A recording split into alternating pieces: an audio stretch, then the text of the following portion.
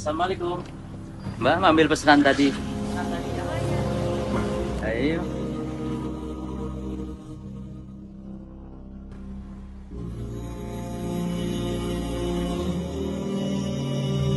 Ya, alhamdulillah tadi kita baru saja beli buah dalam rangka kita akan menjenguk saudara kita yang sakit.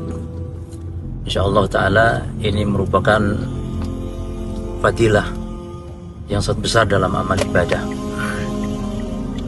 Disebutkan di dalam hadis tentang hak antar semua muslim, kata Nabi bahwa hakul muslim ala muslim sittun, hak muslim atas muslim yang lain itu ada 6. Salah satunya yakni menjenguk orang sakit, yadatul marid.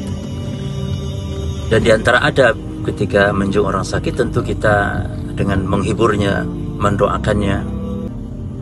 Oleh karenanya mari kita dawamkan, kita biasakan untuk memenuhi hak sesama muslim.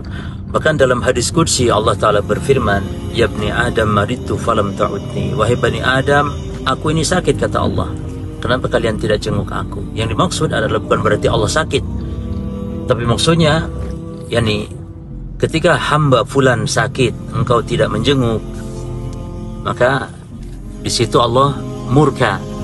Dan kalau menjenguk berarti akan mendapati Allah, yakni rahmatnya Allah, pahala ganjaran yang besar. Barakallahu fikum.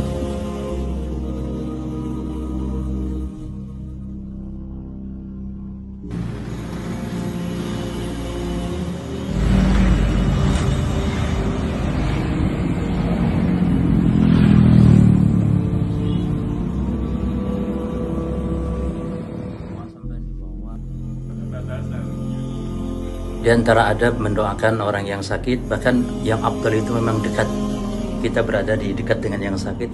Kemudian yang sunnah juga adalah mendoakan di arah kepalanya, sebagaimana kata Nabi SAW, man ada maridhan faqala indahu sab'a mirar, siapa yang menjenguk orang sakit dan membaca di sisinya, yakni dekat, sebanyak 7 kali, as-sallallahu rabbal arsyil azim an yasfiyak, as-sallallahu rabbal arsyil azim an yasfiyak, maka kecuali pasti Allah akan memberikan kesembuhan. Maka di antara adab juga membaca di dekat dengan kepalanya yang sakit.